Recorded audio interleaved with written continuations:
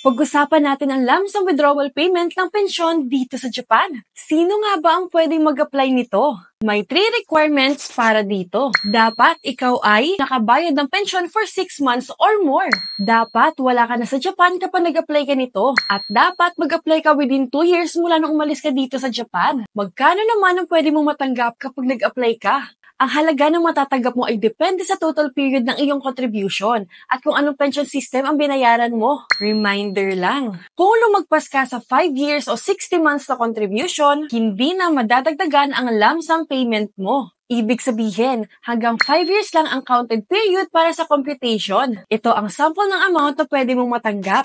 Halimbawa, ang contribution period mo sa Kosei Nenkin ay 36 months, ang average salary mo ay 200,000 yen, ang estimated gross lump sum mo ay 660,000 yen. Dahil may 20.42% income tax sa ikakatas, ang estimated take-home payout mo ay 525,228 yen. At ang estimated tax na na-deduct ay 134,772 yen. Pero here's the catch. Pwede mong mabawi ang tax na ito. Ang kailangan mo lang gawin ay mag-appoint ng tax representative na mag-file ng final tax return sa Japan para sa'yo.